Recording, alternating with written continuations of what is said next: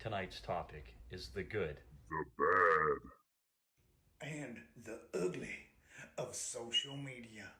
Let's get it started. Yeah.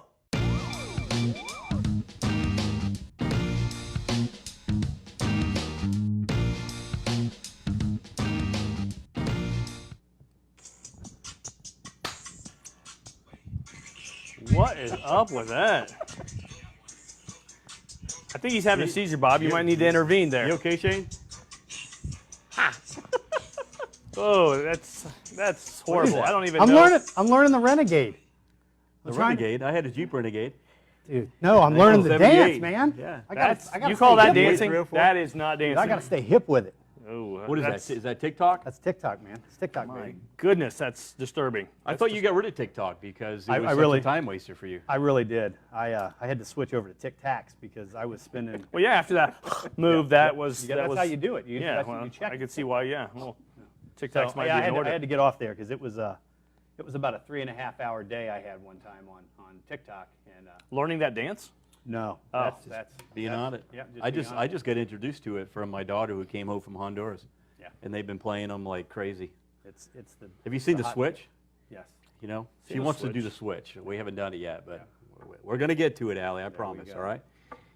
Man, that's some crazy stuff. All right. I want to remind you if you have questions for us on social media, that's our topic today. Hit The us good, up, the man. bad, the We ugly, need some right? questions. We So need questions. Submit your questions, and we'll get to those later on. Good in questions. the show. But Kurt, Pertaining to the topic. how do you use social media? Well, being the old guy here, I do use social media, but I'm more the Facebook, Twitter kind of guy, and I do it primarily to stay contacted to family, to colleagues, news, sports, those types of things. So those would be my two main choices that I use, and primarily it's for information coming in, and occasionally if we go on a cool trip, we'll send some pictures out. Send but pictures and all that. Man, not very often though.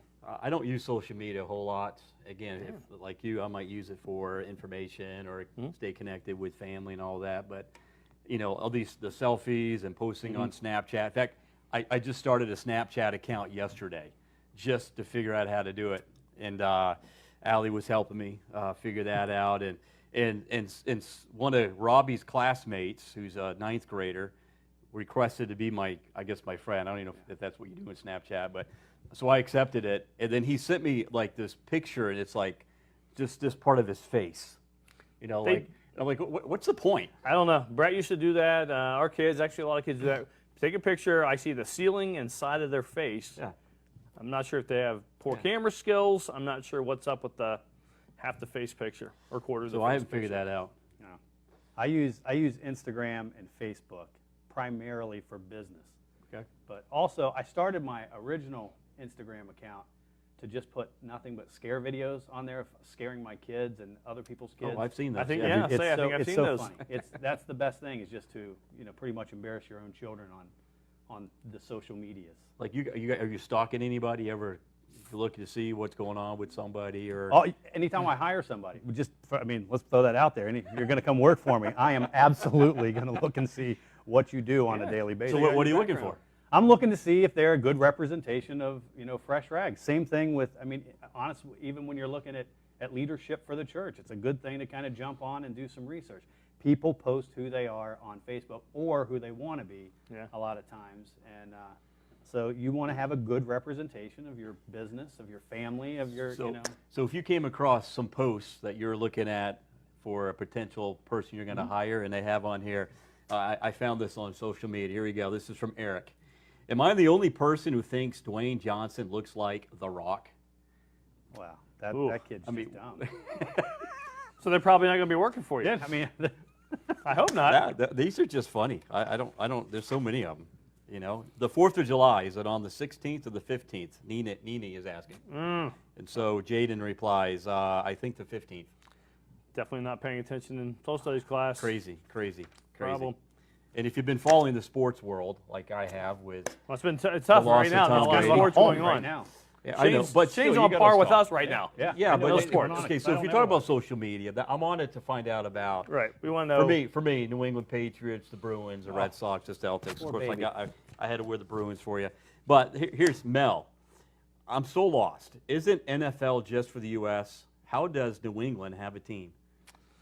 I don't even get that. Also, another person who mean, did not pay no attention reality? to social studies class. It's crazy. These people, their lack of social studies skills is very So disheartening. anyway, so what we'd like? I'm going to look at hiring one of them. Well, and I'll you give, look at I'll their give you a posts, quick and it's like, example. So yeah. one guy that we had years ago, he told me that he had, I'm going to quote this, it was a weed blemish for when he was 18. weed Okay, blemish. he was 20-something, or 30-something. So it had been a long time. And so I thought, okay, well, we'll give him an interview and see what happens. Well, then when I got on his social media, he pretty much had like a Tupac Thug Life tattoo across. And then he was flipping off the camera and holding, like alcohol and weed and stuff like that. I'm like, yeah, I'm not hiring that dude. Well, he would sell T-shirts, though, right? Well, maybe not, maybe not, maybe not. Maybe his face on there. But what I'm saying, but it was funny because I was going to give him a shot with the weed blemish, but his representation from 2 weekends ago was like, that wasn't a weed blemish. Oh, That's we a should- weed stamp. in sports and even in politics and places like that where people's past kind of comes back to haunt them because of things that have been posted. And they may have done it when they were younger and maybe less mature, but many times they're still held accountable, at least in the eyes of the public, for things that were posted. Now, fortunately for actually us, I guess, we were before that time, so most of our foolish antics were not captured except for in the minds of the few individuals who were there. Or scrapbooks. Kim's got Yeah. some Well, scrapbooks yeah, and some well, stuff they that really I've, do, Throw that notes away. Throw notes that I away. wrote back in high school But that we at least didn't it's want not our digital. kids If to it's see. digital, Yeah, it's that's out true. there forever, It's right? a little tougher to get out to everybody when But it's in the think about scrapbook. Facebook, though. When you think about Facebook, you know how it brings up the anniversary, and so a year ago you posted this picture, and it tells you what you posted, and I've gotten several of those, and I'm thinking, I did that? I posted that? Why in the world did I post that? Well, does it ever, when that happens though, are you ever reminded in a, we've kind of talking about the negative side, but when you see those 1 year memories or No. things come up, never something No. that, okay, see, now I have a Not for different. me. Okay. For ours, I'm like, oh, that was, because since we don't post that often, usually ours are about a trip or something that we went to. So when that comes up, I'm like, oh, and I remember the good time we had as a family traveling to wherever, or sometimes we say, oh, the kids were so young then, or whatever. And so for us, that's kind of a neat memory. The other thing I like, and again, this is the old person talking here, the Facebook when you have a birthday or something like that. And I realize we all like to be known on our birthday and have people say hi, but I always think it's so interesting to see the connection, and it reveals your life connections from people. Since I don't live where I grew up, it's people back home, Right. teachers and classmates from there, people from church, people from school, people from the community, and it's kind of just neat to see. It kind of shows you how your life impacts so many people and how so many people's lives have impacted yours. So there's definitely some really neat features that social media has allowed us to experience that before, when I had a birthday, No, I it was would just agree. immediate family who may have remembered. And I think your username or whatever it's called, profile name, is Kurt and Danny, right? Ours is, yes. So we do you share. guys have a joint do. Facebook account? We do. Like mine's separate from my wife. So my wife, I'm sure, would have the year anniversary pictures and trips. I'm sure she would be Okay. like, yeah, and she'll show me those. Hey, remember this, remember that. But when it comes to my personal one, it's just not much activity on it. So I'm surprised it even has an anniversary. Real quick, because Facebook is the exclusive way that I find out how you get, or who has birthdays and stuff like that. Did you know that today is Tanya Literal's birthday? It is. It is Tanya Literal's Really, birthday. Tanya Tanya Little? Little. Well, if she's viewing, then happy birthday, Tanya. That's right. Of course she's viewing. I mean, Well, when I she, would think so. Right, Yeah, because, I mean, if she's not somebody a- of her stature, that Right. kind of class, she's tuning in. right. She's tuning in. What kind of Christian You would would she be think if so. she's not tuning in? But the other thing though that's fun to get on is just to find different pictures or funny memes. And last week we did the top 10 coronavirus memes, right? And there are a ton of them that are being cranked out this. Well, there are, everybody in and quarantine. somebody put on Facebook when we were doing the live show last week why we didn't have the Chuck Norris coronavirus meme. Well, And he actually, honestly, I hadn't seen it. I think Chuck So- Norris made us do it this week. Yeah. Right. He- I mean, we had to. Well, so we have have to for do it. you the top 10 Chuck Norris memes. All right, this is going to be good.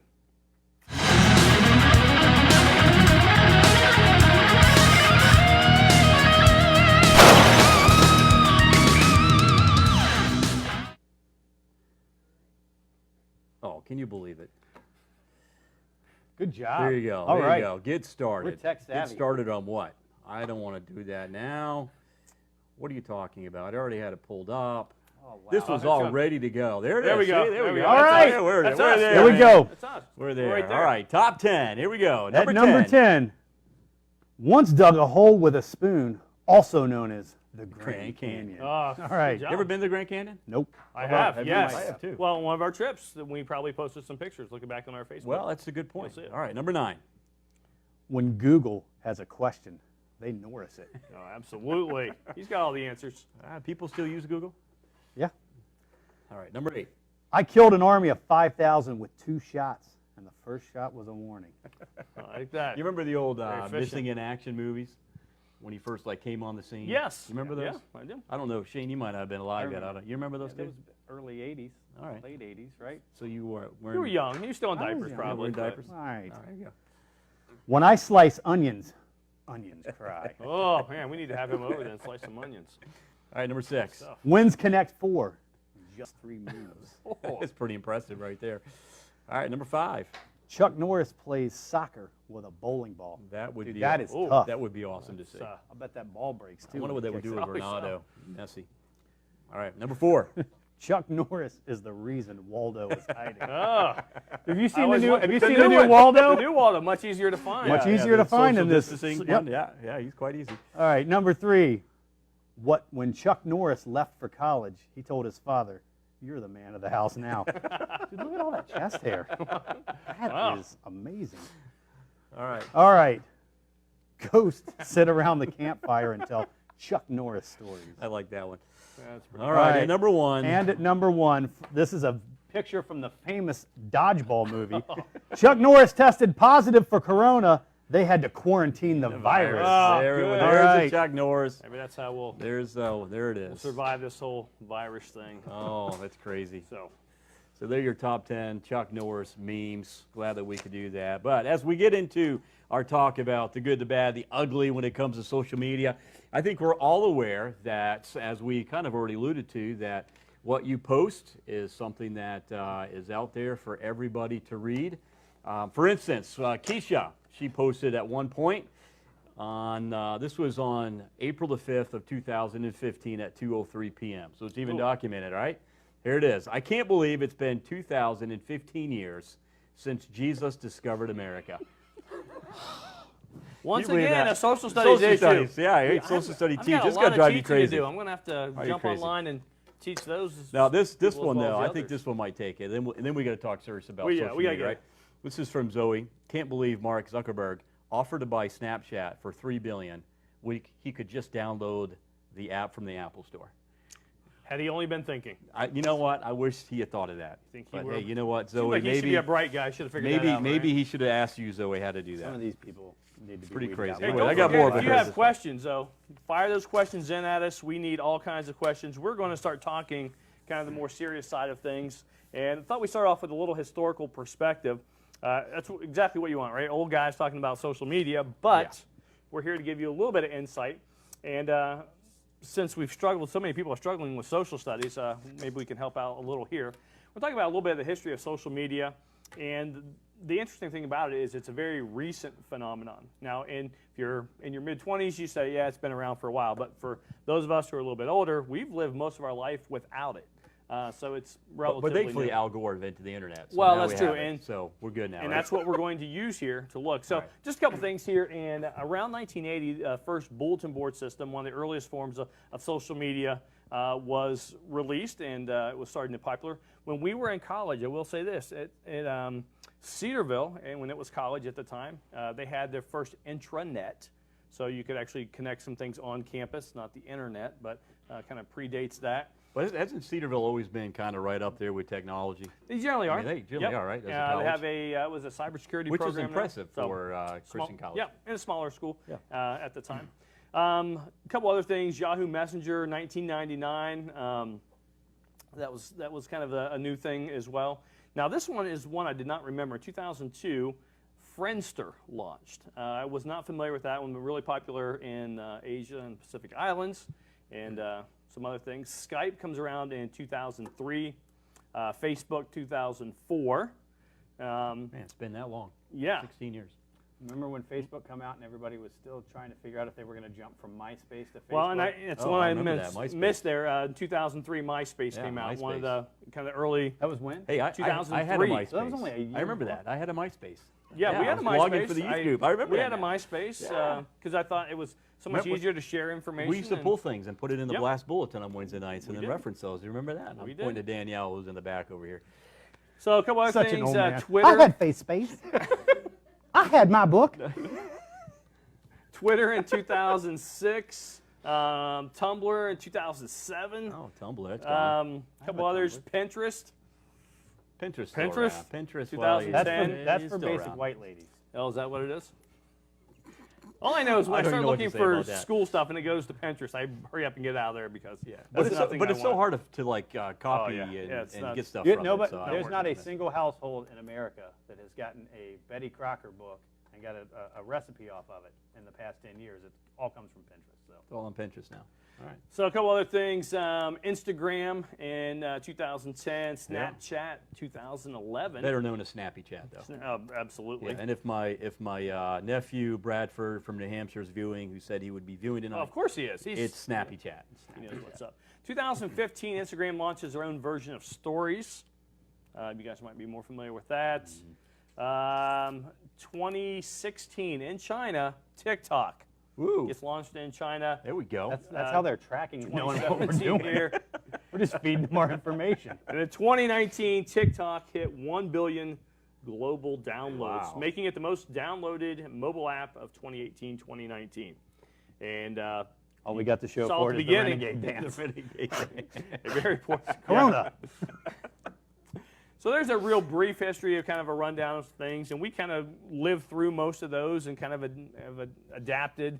And I will say that I think the older you get, the less you can kind of get one you're familiar with and stick with it. So for me, the Facebook and Twitter, kind of that's my happy space. I feel good there. Sports guys usually go for Twitter more often. Yeah, Twitter right? more. 'Cause Quick that's- updates yeah. on things, Yeah. sports stories, scores, injury updates. I remember, as in the years of being a youth pastor, seeing teenagers gravitate from one to the next, MySpace to Facebook, and then once parents got on MySpace, they moved, navigated to Facebook. Yeah. Once parents got on Facebook, they navigated to, and typically now they're on Instagram and they're on all kinds. Instagram, of social media Snapchat seem to Snap, be more exactly, popular among exactly. Twitter, the not so teens. much. Twitter, not so much.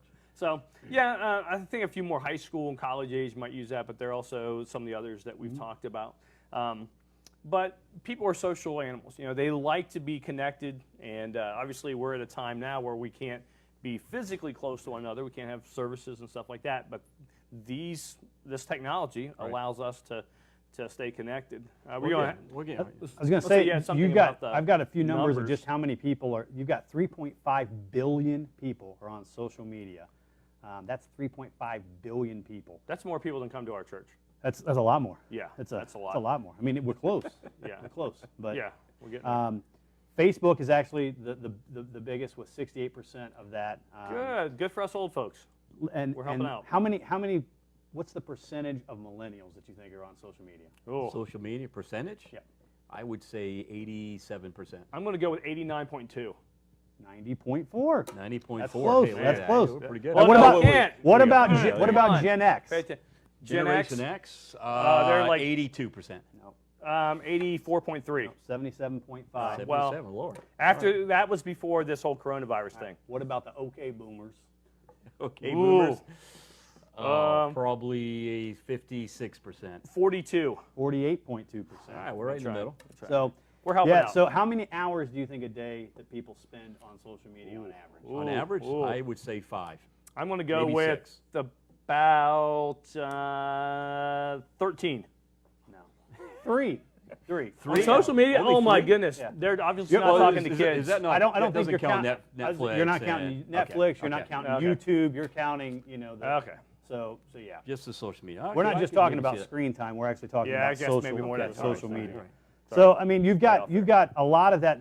One of the things that I found also is that like the majority of teens say that social media helps peers talk to a diverse group of people and it supports causes. Absolutely. And fewer think it helps teens and find trustworthy information. And that's one of the things that I can't remember what the exact statistic was, but there is such a large number of people now get their information, whether right or wrong, from social media, being Facebook and as or a Twitter or teacher, that's one of the things we have to combat because they find a lot of information and we have to really look and fact check it to see whether it's accurate, whether it's a reliable source, accurate information, and also looking at multiple sites because they'll go to one site, immediately gravitate to that and pull their information from there. But what's unique about all this, and again, we're talking about the good, the bad, and the ugly of social media, right? So there's obviously a lot of good that comes with social media. like all what that. we're doing right now. We're You helping, know, we're using social media. And like you said, people connecting with each other and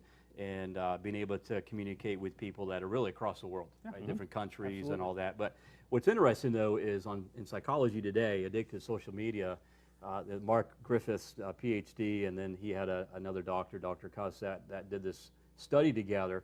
And here's what they found out in one of their research is the fact that the individuals that are using social media that are always on it and checking it and all that it actually is associated with the psychological problems that include anxiety, depression, loneliness, attention deficit, hyperactivity disorder, and even actual addiction. And so what they're learning is that because they're addicted to social media outlets of not being embodied, if you would, and they're communicating and getting feedback and likes and who's sharing what I posted and like what I posted, you would think that they would be filled with a lack of anxiety and a lack of loneliness, but reality is that they're not. They're feeling lonely, and it's amazing how isolated you can become getting absorbed in social media. Yeah. And then it went on and it talked about the comparison element, how you're comparing yourself to Sally and to Billy and to whoever else, and you're looking at their life thinking, man, they got it all together, they got a great life, look at all their friends, look at all their responses, all their likes, all their tweets, and I put a picture out and nobody liked it, or two people did. Which is weird because back in the day, we still had pictures and we still had friends, but once you went home from school or church or your ball team, you really didn't know what was going on in people's lives. And now that's kind of thrust out there. And we also know that people tend to put the things that make themselves look better, for the most part. Makes them look funny, makes them look more enjoyable, more fun to be around. you can paint the perfect life picture on social media. But we all know that that's not how people's lives really are. And I think that's where some of those things that you're talking about really come in, because it's a distorted picture of people's lives. Well, then you have the whole addictive side of it. And I was reading, again, another article that I pulled up here from this addiction center. 5 to 10% of Americans meet the criteria for social media addiction. Right, so you got to define that, right? So they define it this way. It's a behavioral addiction that is characterized as being overly concerned about social media, driven by an uncontrollable urge to log on to or use social media, and devoting so much time and effort to social media that it impairs other important life areas. Right? One of the things is this says that 71% of people sleep with or next to their mobile phone. And then it says 10% of teens in this specific study check their phones more than 10 times per night. So just think about that. I mean, I know that I heard a ding earlier. When people hear that, it wakes them up, and you're breaking up your sleep, which then is just affecting the rest of your day. And just because that has triggered something in you that you've got to check that and see what's going on, because that FOMO, fear of missing out, right? Of just, you don't want to be behind on what's going on. Well, how many times have you gotten a notification, you look at it, and it was like, really not that big a deal, something that could have waited, but we're driven to that because we hear that sound, and you hear that ding like again, and Pavlov's you're like, dog. I'm not gonna look. We know that we got to look at it because it could be. But here's what I don't understand. Why do parents allow their kids to have their phones in their rooms at night? Now, every family's different. I get that. I've got 4 kids. But just the accessibility of stuff that's out there on the internet. I mean, nothing good happens after midnight, right? This is where the bad comes in. Yeah, it's where the ugly comes in, right? And so as parents, you would think, and as college students, which is our audience that we're trying to target, you would think you would discipline yourself to leave your phone out in the living room or out in the open where everybody's at, and let it charge overnight. It doesn't wake you up. It doesn't tempt you to get on and browse social media, which really can become an intro to porn if you're not careful. And looking at people's profiles in Instagram and you know, pictures that they post and all that. But the point is, it just I don't get how. I think you know, they parents let them try do to that. tout the good side and say, well, I use it for my alarm. I Correct. needed to check something. Not obviously we had alarm clocks well before that, but a lot of people are using this as for multiple purposes in their life, alarm, other things as well. So I think that's what they would say, but we also know that when it's there, that people are using it for much more than just an alarm. And as guys, how easy is it to just, I mean, like when you've got, I know plenty of guys that you can go from like just being on Instagram and seeing a picture that's almost like a gateway drug to then your leads to thoughts. And then imagine being like when we were teenagers, if we would have had that. Oh man, It's a scary thing because you just it's so easily accessible and just you can and accessible in a lot of different ways. Sometimes not actually seeking it out. You know, back in the day, you used to have to really seek those things out, those temptations and those types of sins. You had to work a little bit harder at it. Today, it can happen by accident. Right. Sure. But because we know it can happen by accident, we probably need to take safeguards as Christians, Absolutely. particularly against those things. That we can't prevent all temptation, but we certainly can eliminate a considerable amount of it. No, I agree, and I found another article, and I just wanted to point out a couple things. You've been reading a lot of articles. I know, Bob. I know. This is Quarantine this articles. is from Bruce Hinmarsh. He's a professor of spiritual reformation, Regent College. You've got of several of Vancouver. his books. Okay. Well, I'm glad to know you're Bruce, keeping up with yeah, that. okay. He studies the cultural influence on Christians today, certainly including digital communications technology, and he makes this statement. He's concerned not only with the content of social media, but actually the form, the platform, the devices that shape our habits. And then obviously the content, the gossip, the slander, the porn that spreads through the devices, et cetera. But the medium is part of the message. And I found that quite interesting. And then he goes on in this article, and he talks about how we are losing our ability to spiritually focus and spend time in God's Word, listening to God, listening to the Holy Spirit, and we have the spiritual ADD where we're so distracted, constantly distracted. And then in that distraction, we kind of lose the biblical worldview because everything's in bits and pieces. It's atomic is what he calls it, atomization is what he calls it. And when it's just fragmented like that, you lose sight of the big picture of what God's trying to do through His world, right? And all that. And then this one was interesting. You lose the filters of what it used to take for people to publish something. If you were going to publish something, it had to go through a process, and people were to look at it and probably and much would critique be it. rejected. And a lot of it probably was. But now, man, you can just put out there anything you want. Yeah, there's always a write medium an for article about any topic, about any person, put it out there, and Pictures people read stuff it. that get out there. You know, and videos. so you lose that too. And then Absolutely. he mentions the posturing an image. We are performers on stage of social media, carefully crafting our appearance before an audience, seeking to impress and rouse applause. I thought that was really well stated. And what we're really after, how many likes, shares, favorites, retweets, and then this is where he brought in that idea of the living disembodied, where we say we have all these friends, be my friend, and I'm right on your wall, and all the old Facebook stuff, but we're lonely because relationships to really flourish really need to have face-to-face interaction and touch and that embodiment that is there. And so, it's just concerning that social media, it is good, and it can be bad, and if we're not careful, obviously it can get ugly. And so how do we use social media for good? Well, one of the things we're doing right now, I mean, our audience is probably off the charts. I mean, we have probably tons of people just clamoring around their device trying to see this. Well, we had a few contract offers We after did. last week. We but, did. We got to ease so in. Exactly. We don't want it too big too early. Right. Stop calling Ken Ham. We're not, listen. He liked the dinosaur meme, so he gave us a He was call. trying to get in there. But what we're doing and what our church is doing right now is an awesome use of social media. We're doing it with education right now. We're educating students in a different way, not face-to-face, but still sending out information. And our church is doing that, and we're doing this for our classes. And I think that's a great way for people to stay connected. We've set up teams from the church to call people who are elderly and just ask if they need help. And most of the responses when I've called the people have been like, I don't need anything, but thank you so much for calling. They appreciate, and it's a brief conversation, but they really appreciate the fact that people are caring. So I think that's one way. This time that we're in right now has kind of forced us to do it, but it's awesome that we can do it. And I think that's something that I hope we continue to do in the future, even when there's not necessarily a need to do it, that we use social media to reach out. And you mentioned something earlier about being able to talk to people overseas. This allows us to talk to our missionaries in real time.